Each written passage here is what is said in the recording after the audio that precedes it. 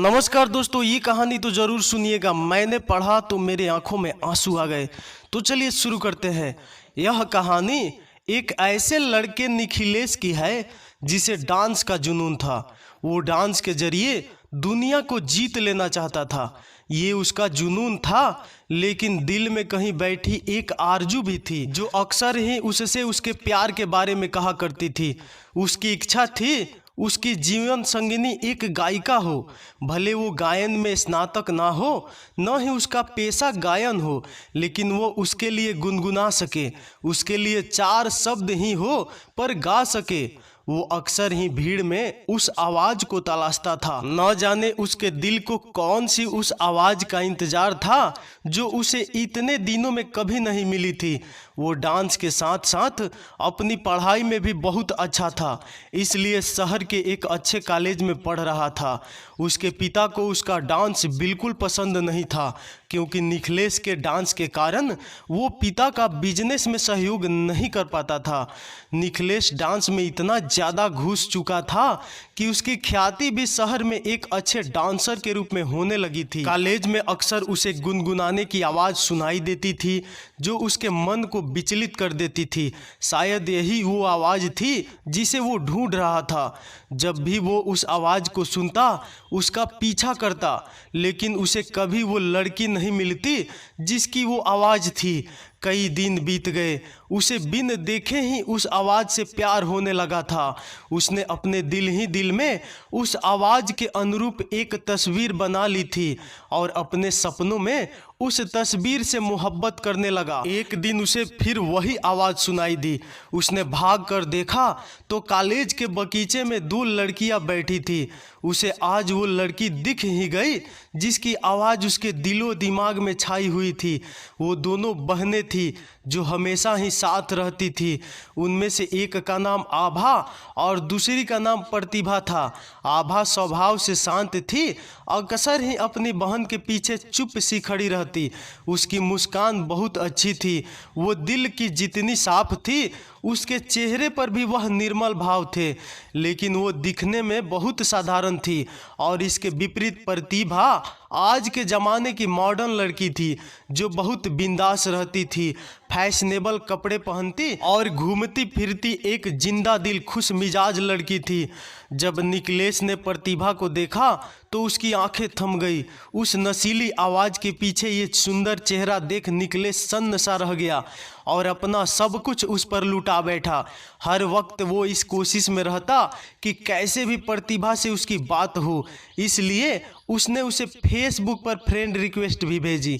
वो घंटों फेसबुक पर प्रतिभा से बातें करता, एक दोस्त की तरह उससे अपने सुख दुख शेयर करता, और दूसरी तरफ से भी उसे बहुत अच्छा रिस्पॉन्स मिल रहा था।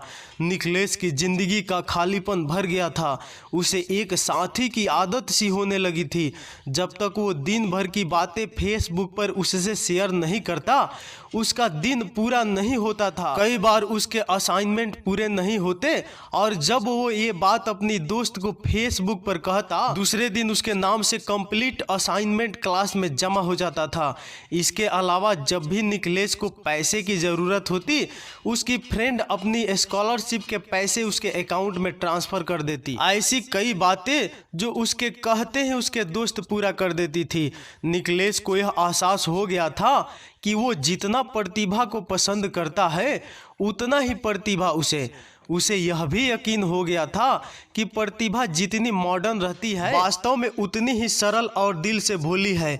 शायद इसी एक बात में निखिलेश गलती कर रहा था, क्योंकि फेसबुक पर वो जिससे बातें कर रहा था वो प्रतिभा नहीं, आभा थी, जिसकी आवाज़ से, व्यवहार से, अपनेपन से अखिलेश को प्यार था, वो आभा थी। लेकिन निखिलेश का मन उस बाहरी सुंदरता की तरफ आकर्षित था, जिसका मन उतना सुंदर नहीं जितना उसका था, जिसका चेहरा उतना सुंदर नहीं था।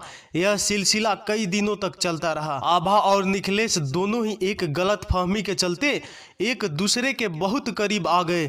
निखिलेश के एहसासों में प्रतिभा का चेहरा और आभा की आवाज़, उसका सुंदर मन, उसके विचार दिन प्रतिदिन गहरे होने लगे और इसी तरह उसके डांस का जुनून भी बढ़ता गया, क्योंकि आभा जो कि उसके लिए प्रतिभा थी वो भी निखिलेश के डांस से बहुत प्यार करती थी। यहाँ तक कि निखिलेश ने अपनी प्यार की बातें अपने दोस्तों से तक कह दी थी। सब उसे हमेशा बोलते थे कि वो बहुत लकी है, क्योंकि उसे प्रतिभा जैसी सुंदर और मॉडर्न लड़की में वो सब गुण मिले जिसे वो हमेशा चाहता था। एक दिन उसने फैसला किया कि वो प्रतिभा से जाकर अपने दिल की बात कहेगा और उसने वही किया। उस दिन वो बहुत अच्छे से रेडी हुआ और हाथों में गुलाब के फूलों का गुलदस्ता लेकर प्रतिभा से मिलने गया। प्रतिभा अपने दोस्तों के साथ बैठी थी और वही उसके साइड में आभा भी थी। निखिलेश उन दोनों की तरफ बढ़ रहा था, जिसे देख आभा के दिल में अजीब सी बेचैनी थी, क्योंकि वो लोग आज तक रूबरू नहीं हुए थे, पर कहीं ना कहीं उसे बहुत खुशी भी हो रही थी। जैसे ही निखिलेश उन तक पहुंचा और उसने हाथों में गुलाब लेकर घुटनों के बल बैठकर प्रतिभा को प्रपोज किया, यह देख आभा स्तब्ध रह गई और उसे सारी बातें समझ आ गई और वो चुपचाप वहां से चली गई। थोड़ी देर तक सब शांत रहा और एकदम ही प्रतिभा जोर जोर से हंसने लगी और उसने अपने दोस्तों के साथ मिलकर निखिलेश की बहुत हंसी उड़ाई और कहा कि तुम क्या सोचते हो, मेरी जैसी मॉडर्न लड़की एक नचैया से शादी करेगी? मेरी पसंद तो एक पैसे वाला बिजनेसमैन है। और वो निखिलेश की बहुत बेइज्जती की। निखिलेश अपने गुस्से को पीकर वहाँ से निकल गया। तभी उसे आभा मिली। उसने निखिलेश से माफ़ी मांगी, उसे बताया कि फेसबुक पर वो जिससे बातें करता था वो खुद आभा थी। यह सुनकर निखिलेश और गुस्सा हो जाता है और अपना पूरा फाउंडेशन आभा पर निकाल देता है। इसके बाद निखिलेश सब छोड़कर वहाँ से चला गया। वो अपनी बेइज्जती भूल नहीं पाया और उसने अपना डांस भी छोड़ दिया और अपने पिता की इच्छा अनुसार बिजनेस करने लगा। वो दिन रात बस काम करता। उसे बिजनेस में बहुत सफलता मिली, लेकिन हर रोज उसकी आंखों में वो एक दिन घूमता रहता जब उसकी बेइज्जती हुई थी। उसको सभी ऐशो आराम मिला, लेकिन चैन नहीं। उसके चेहरे पर हंसी तभी आती जब उसे फेसबुक पर कहीं आभा की कोई बात याद आती थी। दूसरी तरफ आभा भी उसे बहुत याद करती थी। एक दिन आभा को एक बहुत बड़े डांस कंपटीशन के बारे में पता चला। वो चाहती थी कि इसमें निखिलेश हिस्सा ले, लेकिन वो कैसे निखिलेश को इसके लिए मनाती? उसे निखिलेश के बारे में बस इतना पता था कि वो अब टाउन में नहीं है और एक सफल बिजनेसमैन बन गया है।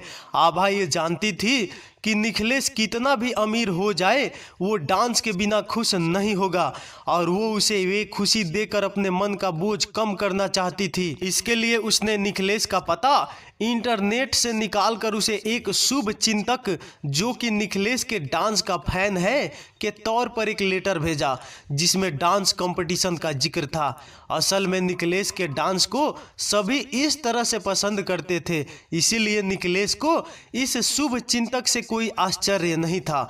निखिलेश डांस छोड़ चुका था, उसने बस लेटर पढ़ा और रख दिया, लेकिन आभा को पता था निखिलेश को कैसे मनाना है। उसने कई लेटर और कई तस्वीरें भेजी जिसमें निखिलेश के डांस के प्रति प्यार का प्रमाण था, जिसे देख निखिलेश का दिल पिघलने लगा और आभा ने जब तक यह सब किया जब तक कि निखिलेश ना मान जाए, और निखिलेश को मानना पड़ा। निखिलेश ने फॉर्म भरा और जमकर तैयारी भी की। उसके चेहरे पर शांति और खुशी के भाव थे, जिसे परिवार और ऑफिस एम्प्लॉय समझ रहे थे। वो दिन आ गया जब कंपटीशन था। निखिलेश ने बिल्कुल तोड़ू परफॉर्मेंस दी और वो जीत भी गया। जब उसे पुरस्कार मिला तब सबसे आगे आभा खड़ी ताली बजा रही थी। उसे देख निखिलेश के चेहरे पर वही गुस्से के भाव आ गए और वो वहाँ से निकल गया। जब वो घर आया तो घर में उसे शुभ चिंतक ने फूल भेजकर उसका अभिवादन अभिवादन किया। साथ ही उसे एक लेटर भी लिखा जिसमें था कि आने वाले कुछ दिनों में उसे एक सरप्राइज मिलेगा। निखिलेश चौंक गया। उसे बार बार उसी बात का ख्याल सताने लगा। एक दिन शाम को घर लौटा तो घर पर प्रतिभा और उसके माता पिता प्रतिभा के रिश्ते के लिए आए थे। असल में आभा ने प्रतिभा और निखिलेश की शादी के लिए अपने माता पिता और प्रतिभा सभी को मना लिया था। आभा हर हाल में निखिलेश को खुश देखना चाहती थी, इसलिए पहले उसने निखिलेश को वापस अपने डांस से मिलवाया और फिर निखिलेश को प्रतिभा से। निखिलेश कुछ देर सभी के साथ बैठा पर उसका मन नहीं लग रहा था। उसने कमरे में जाकर फ्रेश होने की इजाज़त ली और वहां से अंदर चला गया। अपने कमरे में बैठ निखिलेश सारी बातें सोच रहा था कि कैसे उसने एक आवाज़ सुनी, फिर उसकी बात आभा से हुई। वो कितना खुश था जब आभा हर परिस्थिति में उसके साथ ना होते हुए भी थी। लेकिन ये सब उस दिन ख़त्म हो गया जब गलतफहमी दूर हो गई। लेकिन फिर से उसे वही सब महसूस हुआ जब उसने उस शुभ चिंतक के लेटर को पढ़ा और उसकी बातों को माना। निखिलेश ने एकदम ही शुभ चिंतक वाले लेटर निकाले और उसे असाइनमेंट की कॉपी से मैच किया। उसे समझ में आ गया कि इस सब के पीछे कौन है। उसे सारी बातें समझ आ गई और यह भी कि वो क्या चाहता है।